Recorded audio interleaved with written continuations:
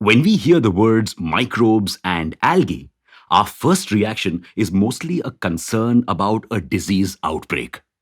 But what if we told you that these organisms hold the potential to make us and the planet much, much healthier? Yes, scientists are harnessing the power of these microorganisms to create both fuel for your vehicle and better and healthier cooking oils for us. Welcome back to Revolution Read On, a daily podcast where we break down one story from the world of business and finance. Here's your story for today. At ReadOn, we are very climate conscious and keep cheering for possible solutions that can help overturn climate change. So, earlier this week, we talked about nuclear energy being a possible alternative to both fossil fuels and often unreliable renewable sources of energy. But we got several questions and concerns about the nuclear waste generated from this process. While this problem has majorly been solved, for instance, China is converting its nuclear waste into glass for better storage, we realize that widespread use of nuclear energy would always cause widespread concern. So, we began looking at what else was being done to solve the issue. And we came across microalgae biofuel. Now, the concept of biofuels isn't new. Biofuel and biodiesel made from crops like corn, sugarcane, etc. is very popular. But there's a major problem with this kind of biofuel. It is increasing the prices of food by around 75%.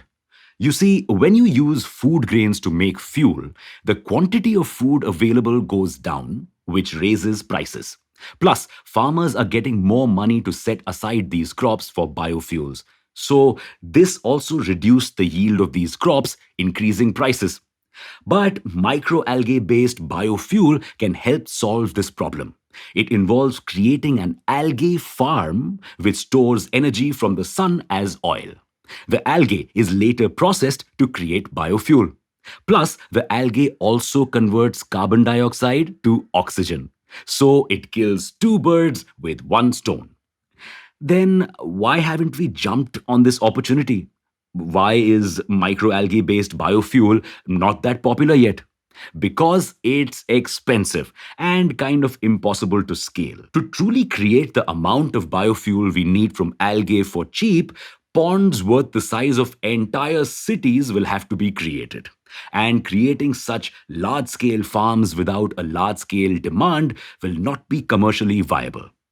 To solve this catch 22 situation, a group of 35 Japanese companies, including Honda, are coming together. They formed a group called Matsuri and have pledged to use microalgae based fuel to increase the demand for it.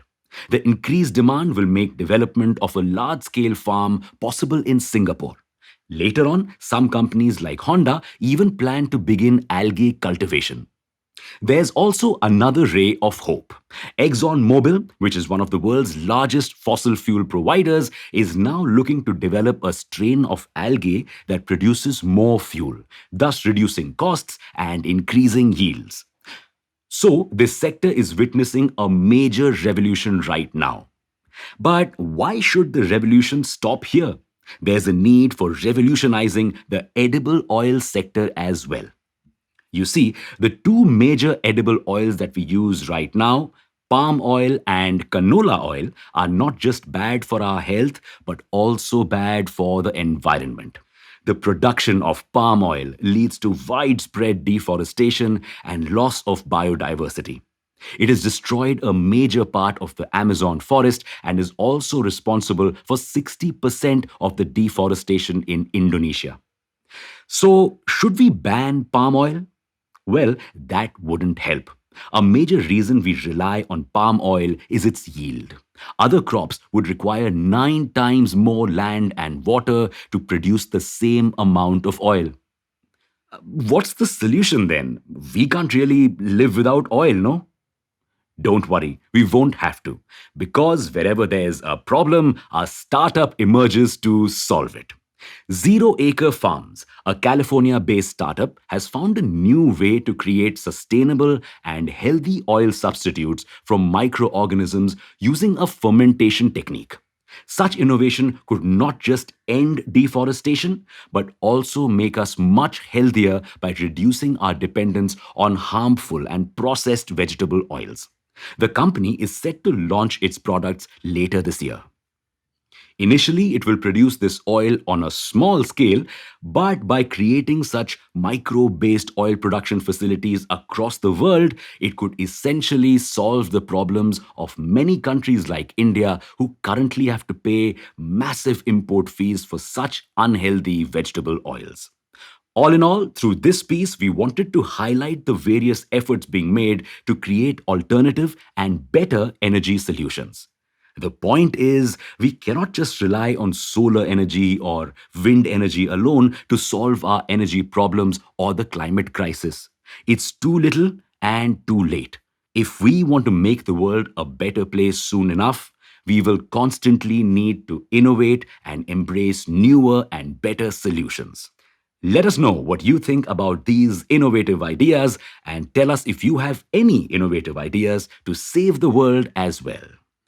Thanks for listening in to this episode of Revolution Read On. We'll be back tomorrow.